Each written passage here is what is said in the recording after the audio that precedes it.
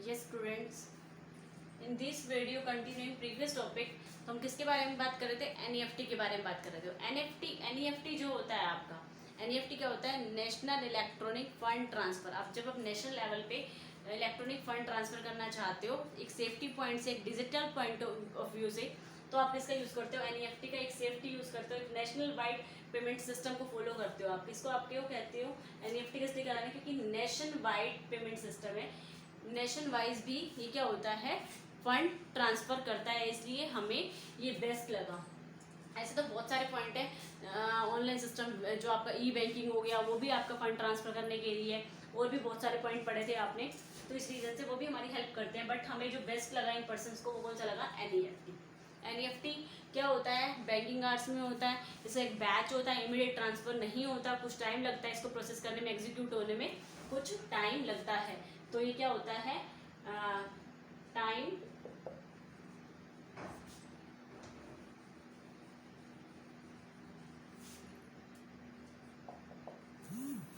Time devoted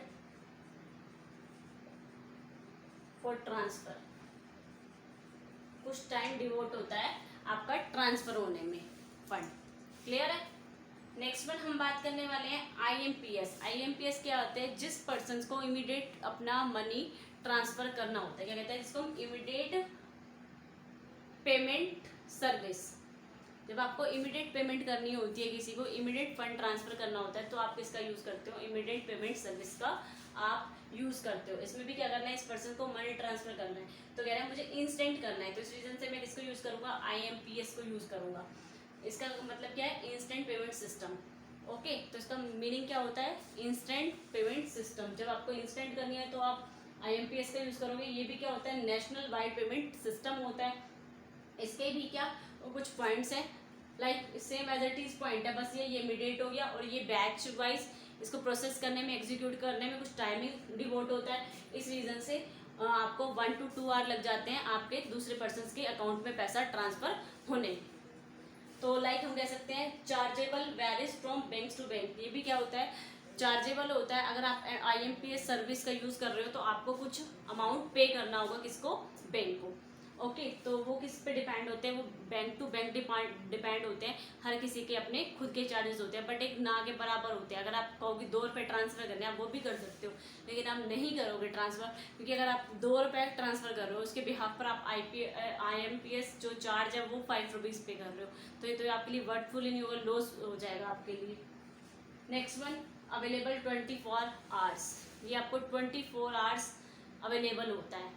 okay, ये आप किसी भी टाइम पे कर सकते हो। ये एक ऑनलाइन प्रोसेस है, वो भी ऑनलाइन प्रोसेस थी, बट वो बैंकिंग आवर्स में होती थी। ये क्या होती है? इमीडिएट कुछ हमारे सॉफ्टवेयर्स होते हैं जो इमीडिएट उस वर्किंग को क्या इमीडिएटली परफॉर्म करते हैं। Next one, immediate transactions. क्या ये एक इमीडिएट ट्रांजेक्शन है? जब करते हो तभी तभी सेकंड पार्टी के पास पैसा ट्रांसफर हो जाता है। Next one, no minimum value. इसके लिए कोई भी आपकी एक मिनिमम वैल्यू नहीं है कि आपको इतनी पर्टिकुलर मिनिमम वैल्यू के अंडर ही क्या करना है। कोई आपकी एक पर्टिकुलर मिनिमम वैल्यू नहीं है कि आपको 100 रुपये ट्रांसफर करने हैं, 200 ट्रांसफर करने हैं, 1 लाख करना है, 2 लाख करना है, ऐसा कोई भी आपके लिए पर्टिकुलर इसका रूल नहीं है। तो इमीडिएट पेमेंट करनी है तो आप आईएमपीएस का यूज़ करोगे, और आपको क्या होता है नेशनल वाइड जो आपको सही लगता है एनईएफटी प्रोसेस, तो आप एनईएफटी का यूज़ करोगे। ये फंड ट्रांसफर के लिए कुछ पॉइंट्स है आपके। ये स्टूडेंट्स, मैंने आपको 3 प्रोसेस बताई थी जो जिससे हम फंड ट्रांसफ़र कर सकते हैं। ओके, तो हम किसके बारे में बात करते हैं? हम बैंकिंग सर्विसेज के बारे में बात कर रहे थे। बैंक ने हमें बहुत सारी सर्विसेज प्रोवाइड करी है, लाइक डिपॉजिट, विड्रॉल, लोन, बहुत सारी फैसिलिटी बैंक हमें प्रोवाइड करता है। तो बैंक हमें एक ई बैंकिंग, हमें बहुत सारी फैसिलिटी, ऑनलाइन सर्विसेज भी प्रोवाइड करते हैं। और कुछ फंड ट्रांसफ़र करने के लिए हमने कुछ पॉइंट्स क्लियर करे हैं, एनईएफटी, आईएमपीएस और आरटीजीएस। तो एनईएफटी क्या होता है? जब हम बैच सिस्टम को फॉलो करते हैं, लाइक क्या करते हैं, हम वेट कर सकते हैं कि अगर 1 2 आवर या 3 4 आवर्स लग गए दूसरी पार्टी के पास पैसा ट्रांसफर होने के लिए, तो हम एनईएफटी को बेस्ट समझते हैं। तो उसके अंदर कुछ बेनिफिट्स होते हैं, तभी हम एनईएफटी कराते हैं। उसमें बहुत ना के बराबर चार्ज होता है। अगर आपको नेशनल लेवल पे फंड ट्रांसफर करना है तो आप इजीली कन्वीनियंट होकर फंड को ट्रांसफर कर सकते हो। आईएमपीएस जब आपको इमीडिएट किसी पर्सन को ट्रांसफर करना है तो आप आईएमपीएस का यूज़ करते हो। और उन दोनों का, एनईएफटी को हम और आरटीजीएस को, सॉरी आईएमपीएस को हम इसलिए यूज़ करते हैं क्योंकि दोनों में नो मिनिमम क्या है, मिनिमम लेवल डिसाइड नहीं है कि इतना फंड आपको ट्रांसफर करना ही करना है। जैसे इसमें मिनिमम 2 लाख अमाउंट ट्रांसफर करना है, वहाँ पे कोई लिमिट नहीं है, no limit of minimum fund transfer, कि इतना मिनिमम लेवल आपको ट्रांसफर करना ही है। तो इस रीजन से अगर हमें 100 रुपये भी ट्रांसफर करने 200, 400, 500 तो उसमें भी हमें कोई प्रॉब्लम नहीं है। ओके तो वो नेशनल लेवल पे होता है, उसके अकॉर्डिंग हम अपना बिजनेस भी कर सकते हैं। अगर हम इंपोर्ट एक्सपोर्ट कर रहे हैं तो उस रीजन से भी हमारे लिए वो चीज़ कन्वीनियंट है।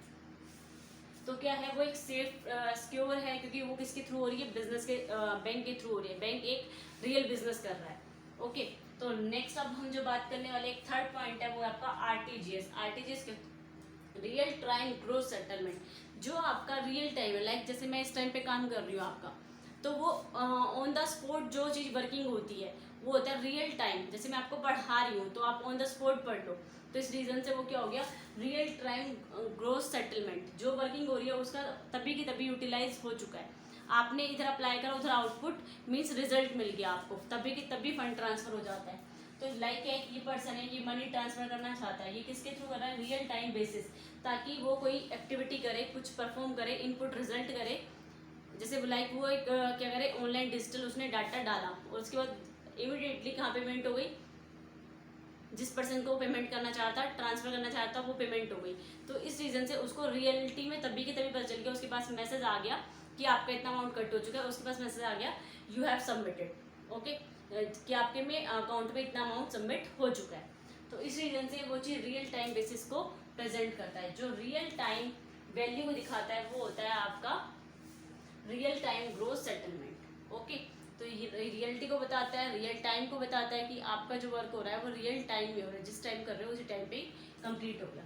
तो ये भी क्या है, ऐसे कुछ बेनिफिट्स है। Chargeable varies from bank to bank, किससे डिपेंड करता है, ये डिपेंड करता है बैंक्स टू बैंक्स कि क्या चार्जेबल होंगी। कई बार ये भी हो सकता है कि ये आपको रिबेट दे दे या बिल्कुल आपका जो भी चार्जेस को छोड़ दे। फाइनल एंड रिकवरेबल क्या होता है, ये फाइनल और ई रिकवरेबल होता है। फाइनल मीन्स अगर आपने कोई ट्रांजेक्शन कर दी किसके थ्रू, आरटीजीएस के थ्रू। आपने देखा होगा पर्सन आपको कहते हैं जब भी आप बैंक में जाते हो कहीं जाते हो तो कहते हो आरटीजीएस की फैसिलिटी लीजिए, आपको फंड ट्रांसफर करना है तो कहेंगे आरटीजीएस करवा लो। अगर आपको 2 लाख तक कराना है अमाउंट तो आप आरटीजीएस करा सकते हो। अगर आपको कम अमाउंट कराना है तो आप एनईएफटी से ट्रांसफर कर सकते हो। अगर इमीडिएट कराना है तो आईएमपीएस से करा सकते हो। तो यहाँ पर अगर आपको क्या फाइनल पेमेंट करनी है, ऑन द स्पॉट करनी है, रियल टाइमिंग में करनी है, जिस टाइम आप करोगे उस टाइम पर ही वो आउटपुट रिजल्ट मिलेगा आपको। तो ये फाइनल क्या है, एक बार ट्रांजेक्शन कर दी तो वो फाइनल हो जाती है। जब भी आप डाटा डाल देते हो पीसी में तो वो आपका अगर आपका क्लिक हो गया, सबमिट हो गया तो वो फाइनल हो जाएगा आपका। एंड ये क्या है आपका ई रिकवरेबल है। क्या है ये आपका ई रिकवरेबल है। नेक्स्ट में ये इमीडिएट ट्रांजेक्शन है। क्या है ये आपका इमीडिएट ट्रांजेक्शन है। ओके इमीडिएट जिस टाइम करते हो उसी टाइम पे ट्रांजेक्शन होती है। और इसमें क्या लेवल है, कम से कम मिनिमम 2 लाख अमाउंट क्या करना है आपको, क्या करना है, मिनिमम 2 लाख अमाउंट आपको कम से कम आरटीजीएस के थ्रू ट्रांसफर कराना होता है, तो ही आप आरटीजीएस को फॉलो करते हो। Okay thank you so much students.